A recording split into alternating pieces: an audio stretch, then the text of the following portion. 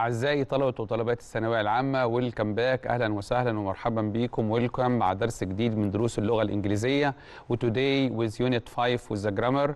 إن شاء الله we will deal with so and so that, with such and such that. We'll deal with enough and enough to, and we'll deal with to. But first, let me make an introduction about the use of adjectives.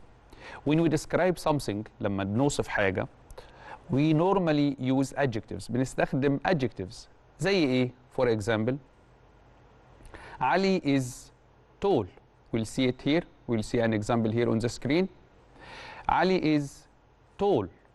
Where is the adjective here? The adjective is tall. Tall دي صفة بتوصف علي. Another example.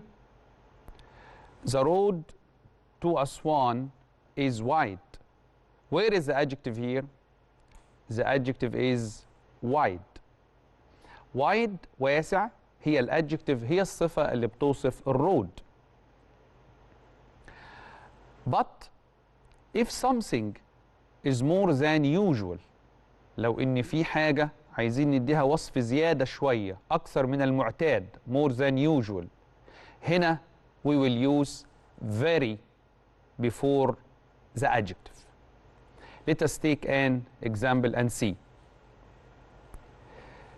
This building is very high. This building is very high. Where is the adjective here? The adjective is high. But it is high more than usual. أكثر من المعتاد. That's why we used here very. Very عملت إيه؟ خلت الادجكتيف اقوى شويه، خلت الادجكتيف more than usual، اكثر من ان انا اقول هاي فقط. يبقى the building is very high معناها ان البيلدينج مرتفع او عالي جدا. Another example here. The desert is very wide. Where is the adjective here? Wide. Wide describes the desert. So the desert is very wide. Here instead of saying بدل ما نقول فقط wide عايزين نقول أكثر من المعتاد شوية، نزودها شوية، نشددها شوية، make it more than usual. يبقى the desert is very wide. Alright. Now let us move to something else. Let us proceed with our lesson. Now we are going to see if the adjective affects the action. لو الادجكتيف ليها افكت، تأثير على الاكشن بعد كده، على الحدث بعد كده. Let us see. خلينا نشوف. He can play basketball. So we can say he is so tall. He is so tall that he can play basketball. Here we see that the adjective is tall. Clear? And we put so tall لدرجة أنه that he can play basketball. هنا فين الادجكتيف اللي هي tall؟ ليها افكت، تأثير معايا على الأكشن اللي هو لدرجة أن هذا الشخص كان play basketball. ها please pay attention, be careful, see how we make it. He is so tall that he can play basketball. Right. Let us take another example. They are very rich. Where is the adjective here? Rich. They are very rich. They are able to buy that expensive car. Here, they are rich لدرجة أنهم they can buy that expensive car. See how we can make it. They are so rich that. So plus adjective plus that. So plus adjective اللي هي rich plus that. يعني هم أغنياء بدرجة تمكنهم that they are able to buy that expensive car. Pay attention to how we form so that. So plus adjective اللي هي rich plus that ممكن يعملوا إيه؟ هنا بنشوف ازاي ان الادجكتيف هاز ان افكت، ليها تاثير على الاكشن بعد كده، ان هم ريتش لدرجه ان هم they are able to buy that expensive car. Another example. My friend is very strong and carried the heavy table alone. My friend is very strong and carried the heavy table alone. Where is the adjective here? الادجكتيف هي strong. طب عشان هو strong more than usual يبقى هي very strong. يبقى my friend is very strong. طب وعمل ايه؟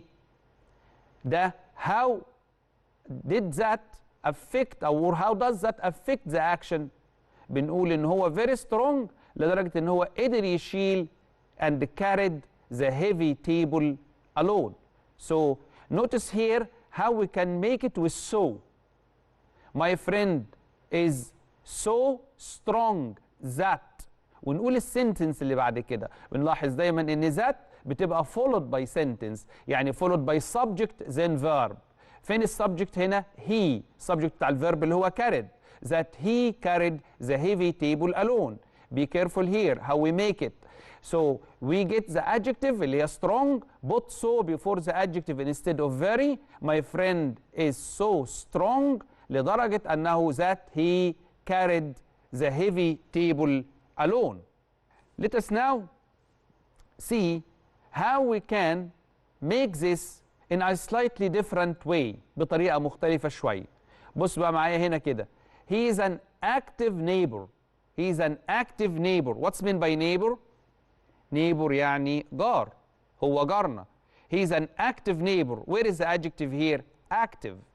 Active نشيط. He is an active neighbor. Notice here we did not say he is active and we stopped. No, we said he is an active neighbor. Here we have adjective اللي هي active and we have noun اللي هو neighbor. He is an active neighbor. And he helps in cleaning our street every day. This is how the adjective اللي هي active neighbor إن هو active إن هو نشيط بيعمل إيه؟ He helps in cleaning our street every day. هو بيساعد في تنظيف الشارع كل يوم. طيب المرة دي بقى أنا ما عنديش adjective بس. I have an adjective plus noun اللي هي an active neighbor. طيب can I use so here؟ لا. No, of course no. Why? Because so is followed by an adjective only. But I have here an adjective اللي هي active and neighbor اللي هي noun.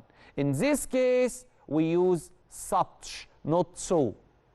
Pay attention here. See, he is such an active neighbor that he helps in cleaning our street every day.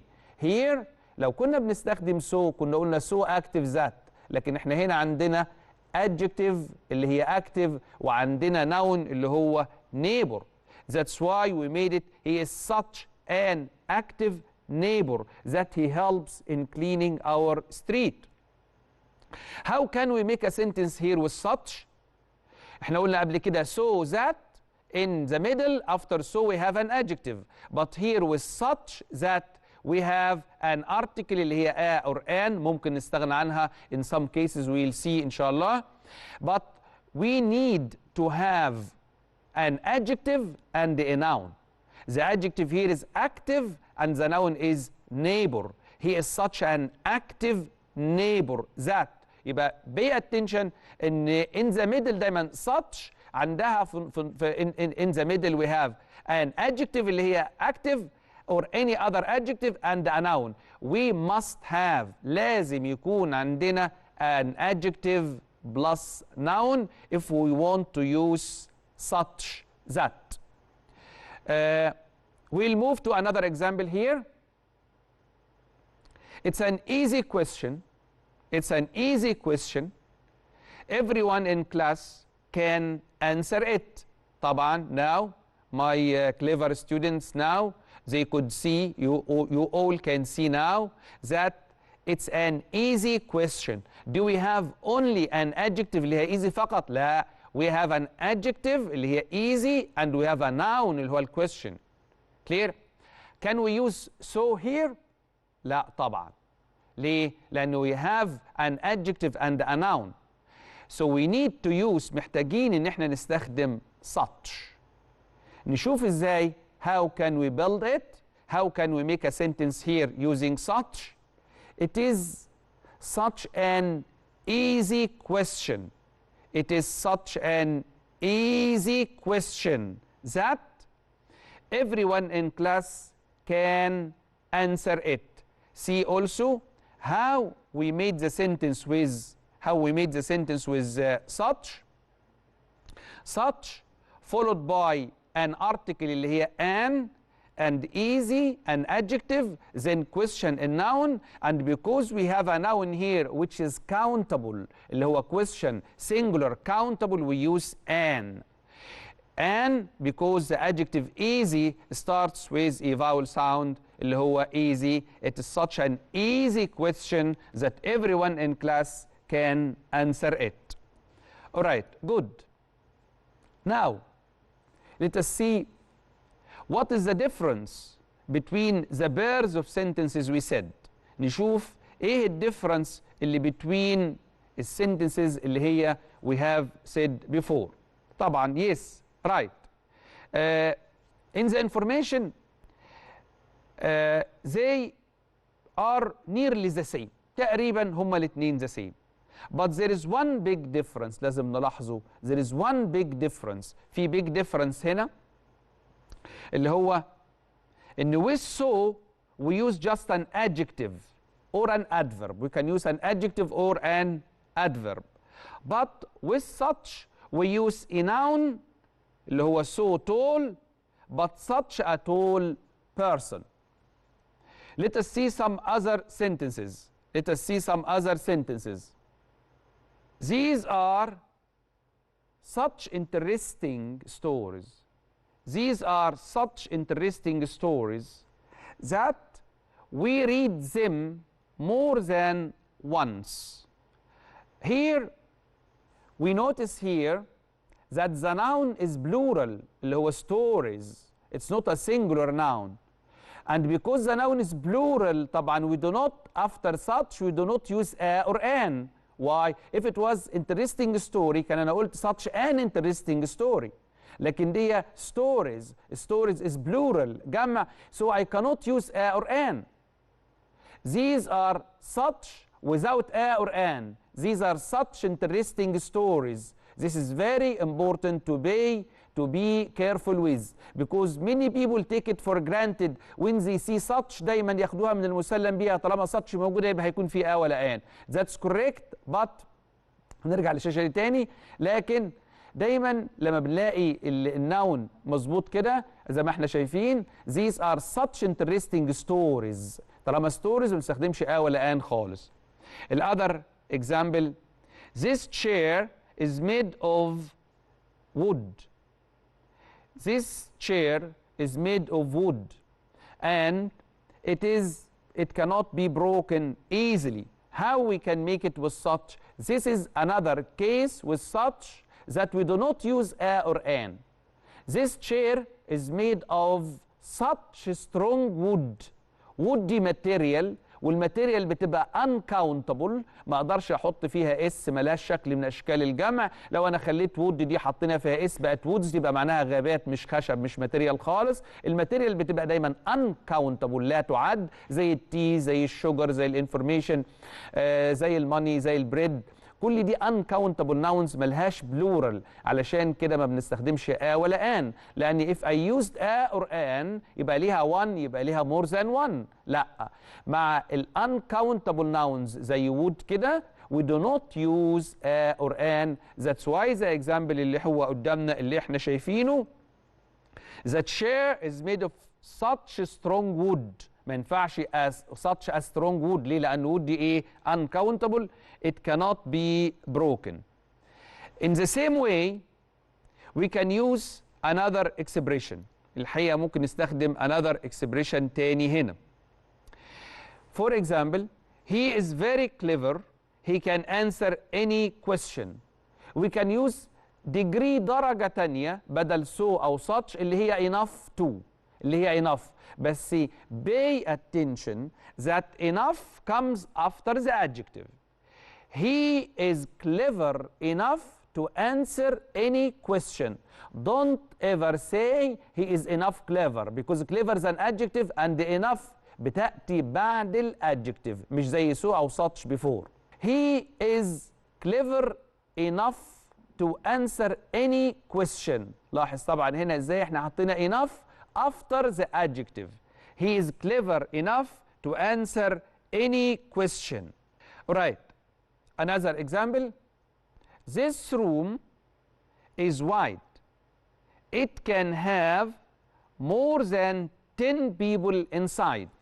Where is the adjective here? The adjective is wide. Here we do not want to use such or so, but we still want to use enough. Pay attention here how it is made. It's very important here. This room is, ونحط الادجective. This room is wide. Then place enough. Please, this is very important. And enough does not come before the adjective. Enough comes after the adjective. This room is wide enough to have more than 10 people. Now, when this sentence بقى is negative، ناخد بالنا بقى من طريقة تانية أخرى، another way، لما تكون السنتنس negative أو فيها meaning negative، زي إيه؟ The table is heavy. I can't carry it. التيبل is heavy وليها effect على الأكشن إن أنا I cannot carry it. طيب الهيفينس، الثقل، الويت بتاعها ده زائد عن اللازم. أيوه كتير جدا more than usual، بس لدرجة تخليه negative. So we cannot use so or such or enough here. We use something else. What is that? Too. T-O-O. As you can see on the screen كده زي ما انتم شايفين على الشاشة. The table is too heavy to carry. هنا بنلاحظ قوي ازاي في افكت كبير للادجكتيف لما تكون زيادة عن اللازم على الفيرب. Because the table is more than what I or he or she can do. The table is too heavy. Too heavy يعني ثقيلة جدا. الهيفينس بتاعها ده more than usual. The table is too heavy لدرجة ان انا to carry. ولاحظوا هنا انا ممكن اقولها the table is too heavy for me. The table is too heavy for her. The table is too heavy for him. ممكن اقول for مين؟ ان هو يعمل ايه؟ to carry. To is followed by infinitive here. Fine. ناخد another example. This is a difficult lesson. He can't understand it. الليسن فين الادجكتيف اللي موجوده؟ difficult. طيب الادجكتيف دي more than usual لدرجه ان هو he could not او he cannot answer the cannot understand the lesson. طيب how can we make it here? We see direct effect هنا ان because it's too difficult he cannot understand. Where is the adjective? Difficult. So we say this lesson is too difficult for him to understand. This lesson is too difficult for him to understand. طيب in order to summarize, to sum up اللي احنا قلناه النهارده, in order to summarize it, we said that adjectives we need adjectives if we want to describe something, and if something is more usual we use very, and if the adjective affect the verb then we can use so heavy, so clever that, or such an active person, such that في وسطها بيكون في في وسطها adjective and a noun, or we can use enough to, or we use to if the meaning is negative and more than what's needed. إن شاء الله في الحلقة القادمة next episode إن شاء الله we'll see more explanation about so and such and enough to and to. حتى ذلك الوقت نلقاكم على خير إن شاء الله.